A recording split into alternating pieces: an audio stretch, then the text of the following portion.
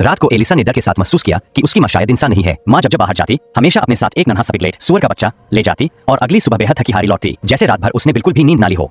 हर बार वही होता, मां थकी लेकिन पिगलेट गायब। एलिसा कई बार मां से पूछना चाहती लेकिन मां को कपड़े धोते हुए देख हमेशा डर जाती। 3 साल से यही सिलसिला चल रहा था। मां ने कभी भी एलिसा को असल बात नहीं बताई। जितनी बातें मां छुपाती उतनी ही जिज्ञासा एलिसा के मन में बढ़ती जाती। जवाब पाने के लिए एलिसा ने मां का पीछा भी किया, लेकिन उसकी बचपन से ही अस्थमा की बीमारी थी। हर बार पीछा करते करते उसे रुकना पड़ता। जब भी जाती गाड़ी किसी स्लॉटर हाउस की तरफ नहीं जाती थी जैसा कि वो कहती थी। इस बार एलिसा ने हिम्मत कर साफ साफ मां से सवाल पूछा, लेकिन मां जैसे ही सुना उसका चेहरा बदल गया। मां के हाथ से कप छूट कर गिर गया और बातचीत वही खत्म कर दी गई। मां के तेवर से एलिसा को समझ आ गया कि अब सवाल बचाना ठीक नहीं। एक हफ्ता बीता, फिर वही मां पिगलेट लेकर गई, मगर जब लौटकर आई तो एलिसा ने डर के साथ देखा कार के बूट में उसका पिता लहूलुहान हालत में पड़ा हुआ था, जो 6 महीने से घर से दूर था। एलिसा चाहती थी पापा से बात करे, लेकिन मां ने कभी मौका ही नहीं दिया। रात को जिज्ञासा से मजबूर होकर एलिसा चुपचाप पापा के कमरे में गई, लेकिन अगले पल उसे लगा जैसे वह अपने ही बिस्तर पर दोबारा जागी। उसे समझ नहीं आया वह सब सपना था या हकीकत। फिर से सब कुछ सामान्य सा लगने लगा। पापा ठीक हो गए, घर फिर से खुशहाल। लेकिन जल्द ही एलिसा ने मां के अजीब व्यवहार को दोबारा देखा था।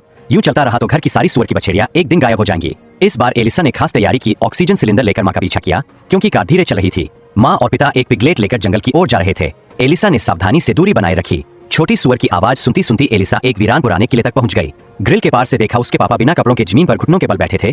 गले में लोहे की भारी जंजीर बंधी थी। जैसे ही आसमान में बादल हटे और पूरा चांद निकला, मां फौरन महल का दरवाजा बाहर से लॉक करके चली गई, जैसे डर हो कि कोई भयानक चीज बाहर निकल ना आए।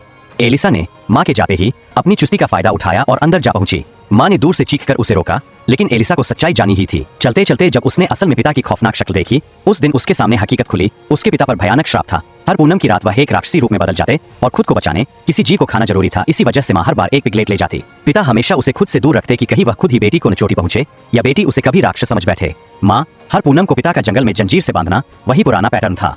लेकिन एक रात ब्लर मून आ गया। यह हम पूनम से भी डरावना दिन था। उस रात दादाजी ने बताया, इस खून के चांद से पिता और भी भयानक बन जाएंगे। जैसे ही सब डरा रहे थे, गांव के घर में चीख पुकार मच गई। राक्षसी रूप में बदल चुके पिता ने दादाजी पर हमला कर दिया और एलिसा को मां ने छुपाने की कोशिश की। फिर भागते भागते मां और एलिसा फंस गईं। उनके पास कोई रास्ता नहीं बचा। तभी एलिसा ने बहादुरी से काम लिया, कार का हुक ग्रिल पर लगाया और मां व दादाजी को बाहर निकाला। सब लोग भागकर कार में बैठे, लेकिन कार चालू नहीं हुई। राक्षस जैसे ही करीब आया, दादाजी ने खुद की जान देकर मां बेटी को बाहर निकलने का समय दिलाया। अंत में राक्षसी पिता ने एलिसा को उठा लिया। मां भागती रही। अंत में महल में पाया पति सच में राक्षस और बेटी दोनों वहां। पिता में अभी बची मानवता से उसने मां बेटी दोनों को बचा लिया, लेकिन अगले ही पल झटके से उस रूप में लौट आया। एलिसा ने साहस दिखाई, ऑक्सीजन सिलेंडर से पिता पर वार किया और इसी तरह मां बेटी अपनी जान बचाकर वहां से निकली।